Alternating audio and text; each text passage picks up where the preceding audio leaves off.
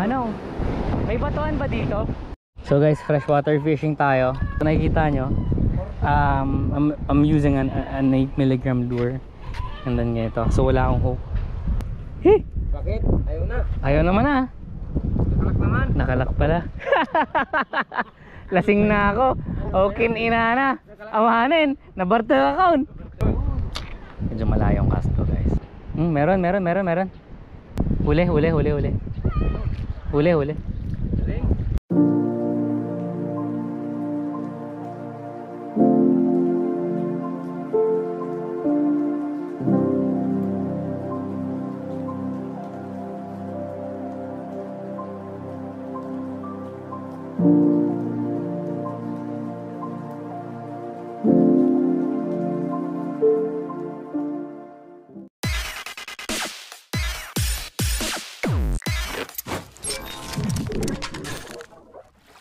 So, andito tayo sa Bawang.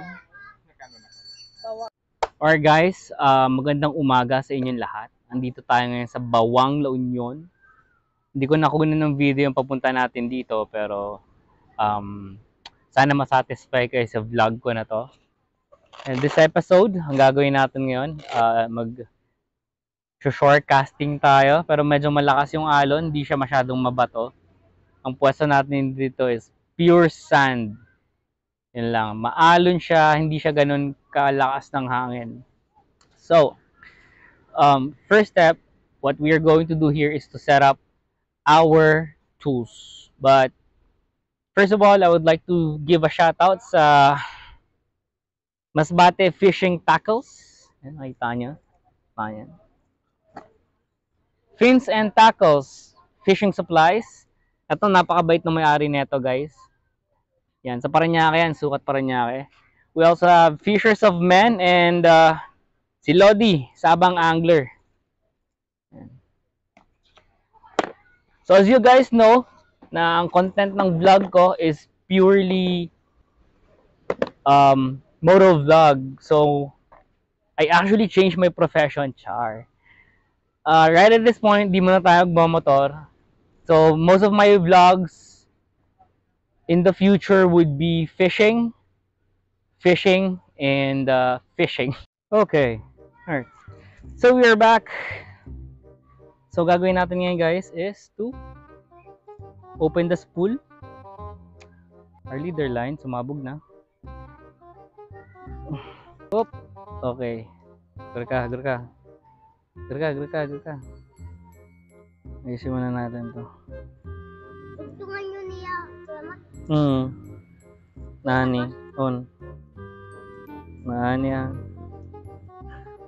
Okay, so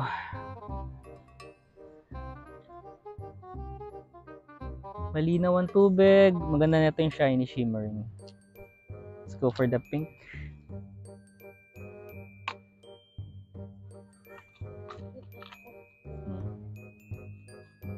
So ito yung gamit natin, the legendary pink sinking minnow, 6.5 grams. So let's see. Try na natin. Ang gagawin kong knot guys is a simple trilene knot. So papasok siya dito and then another loop. You're going to create a loop here.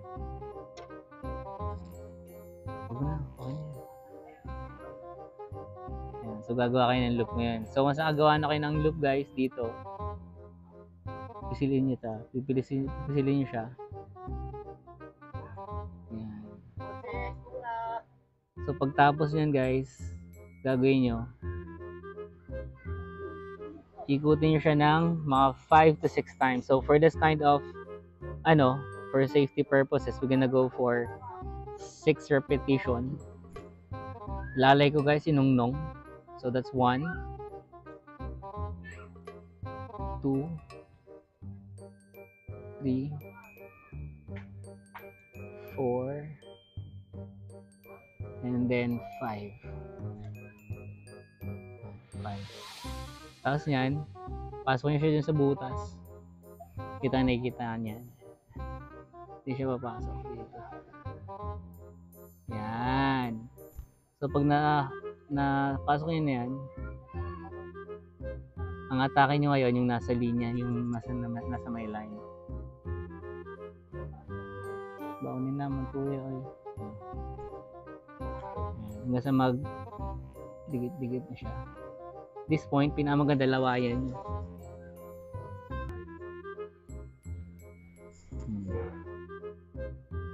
Hanggang sa magdikit-dikit na siya. So, make sure na maigpit siya.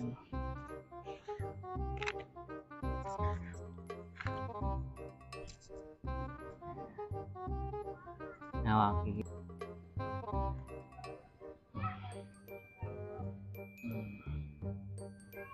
So that's how you make a trilene knot. It's kind of perfect. Hatak-hatakan nyo na lang. The more na pumapalag ang isda, the more na naghihigpit siya. That's how you describe a trilene knot. So, tapos ito, pwede nyo siyang i-cut. Pwede siyang i-cut. Ayan, kakat niya na.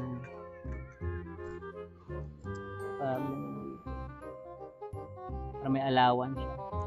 So, okay na. Eh! Nakita niyo yun, balik ko.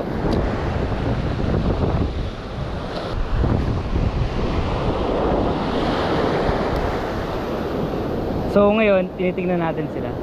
Wala dito, wala dito. Doon tayo, banda doon tayo sa may ano, doon tayo sa may river ngayon, riverside. Bro, good afternoon. Ano man nahuli mo dito, bro? Ha? Ay putang ina, may nahuli siya. Dalawa. Eh grabe oh. Grabe oh, dalawa. Grabe guys, may nahuli siya. Malilit na hipon. Malilit na ipon yung tayo niya. niya. Hello nyo live. Ang nasa unahan ko ngayon is Uncle Marcos. Shout out, Uncle. Shout out. Yan. So dito tayo ngayon sa nakita natin lake. Kanina nakita nyo ocean. Sea, it's a sea. It's a West Philippine Sea. So trinay ko mangisda but I don't have any catch on that spot. So I'm gonna try my luck here sa parang lake na to. It's a freshwater catch. So let's see kung may makukuha tayo. May pain tayong hipon ngayon. So guys, freshwater fishing tayo. Ito ginagawa namin. Meron kaming bait. Hipon yung bait namin. Uncle ni. Ayan. Hipon yung bait namin yan. So medyo malakas ang hangin ngayon. Time check tayo. Anong oras na, Uncle? Squatro, around 4. So nakikita nyo, I'm using an 8mg lure. And then ganito. So wala akong hook.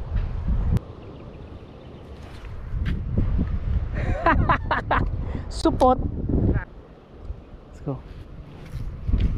Hey! Bakit? Ayaw na. Ayaw naman ah.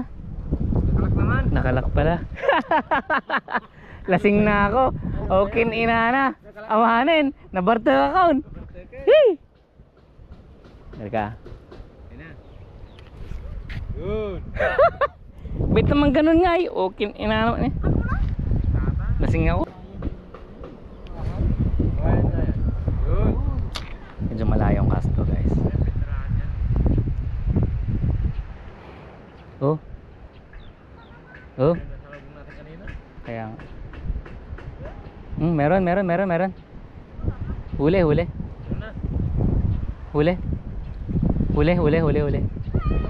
Huli. Huli. Galing.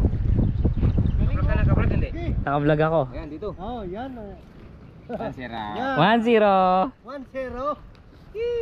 Hindi, walang nalagyan. Putang ina la. Ano ba to? Okay na. Tatlong kumain. Taga yung kinain. Oo. Nabartot eh. Okay na nata. Uli karga niya. Hangga po. Wala ay. Wala tayong huli ah. Meron isa. Isa lang. Parang ganggang naman yan, Uncle. Maganda sa Dalampasigan. Maganda sa Dalampasigan dun eh. May huli ka na? May huli ka na? Anong gamit mong rod, kuya? Anong gamit mong rod? Lang pa, binigay lang sa akin. Putol nga lang eh. Anong gamit mong lure? Ako pala, mamimit na, pain lang. Pain? Oo. Ito sa akin eh. Oh. Walang huli, puta kanina pa. First time ko na sabi ko, subukan ko nga. Ako nga din eh, first time nga din ako eh. Hindi. Ano to, braid line yung gamit Galing ko. kasi yung Taiwan, kanto, Hong Kong. Ah, pinadala din sa'yo? Oo. Ito din, padala sa akin. Kasi subukan ko na, sabi ko, wala akong idea kung ano ang gagamitin ko. Ano? Wala yung Tingnan natin. 6 6 length. Okay lang yan. Ang weight 20 to 40 grams dapat yung ano mo. Sa pounds mo. Ito yung main line mo. Tapos that may leader line ka din. Ito leader ko, 20 pounds to eh. Pero ito yung main line ko, ano lang, 12 pounds lang. 12 pounds lang. Oh, makikita mo dito sa ano. First time ko nga din, puro ako research eh. Ganyan. Dito nga daw mga datin. Bigay natin isang dart. Buksan mo nga ang red. Hindi sa kanya itim. Hindi ko masyado nga nagamit yan. Yeah, eto bro, naka ano na to? Nagla-vlog ka? Oo. Ayos. 6.5 grams to. Tapos, eto naka-upgraded treble hook na siya. So, hindi na siya kakalawangin maski ibabad mo na sa dagat. Kasi yung stock nito kalawanginin. Eto, 8 grams naman yung gamit ko ngayon. Pero, i-modify ko kasi walang mahuli doon. Ano to? Fluorocarbon. Ito naman braided. Gamitin mo mamaya pag trip mo. Sige. Salamat. Sige sir, good luck.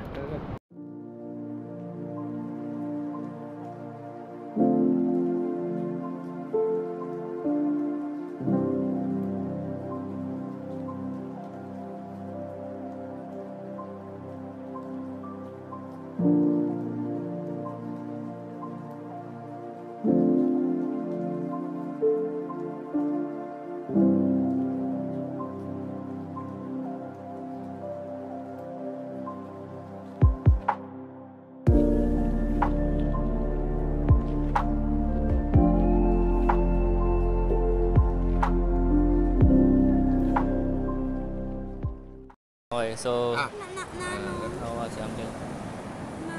Grabe, yung lalaki oh. Nakagat. Patay na to? Hindi, buhay.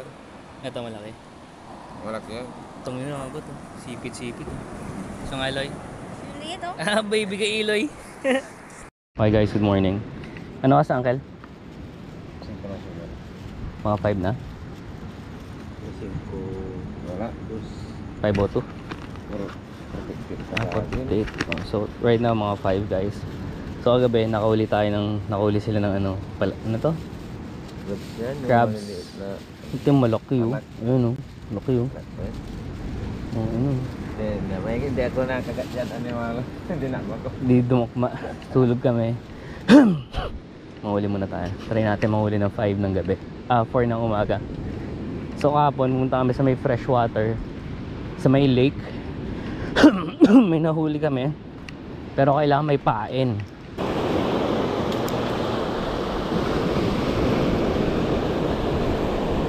Oh, lamig ng tubig. Wala. Bull.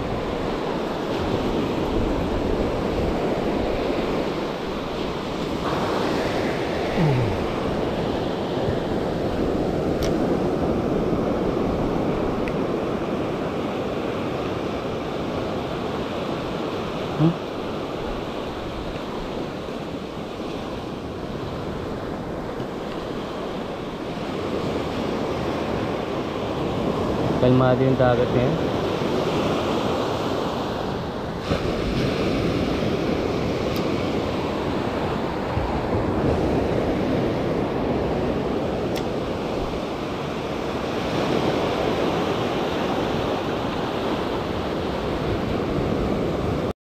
So guys, epic fail tayo. Wala pa rin tayong huli hanggang ngayon. Ano lab? Anas ka nagising? Kasi wala ka na sa tabi ko eh. Nagising ako. Ginigising kita. Pag-alis nyo, nagising na siya. Ah, nagising na. Nagising kita. Lakas pa ng hilik mo. Isa ka pa dyan. At markup ng labe. Oh, pagkain na. Pagkakain, set up ulit tayo paalis.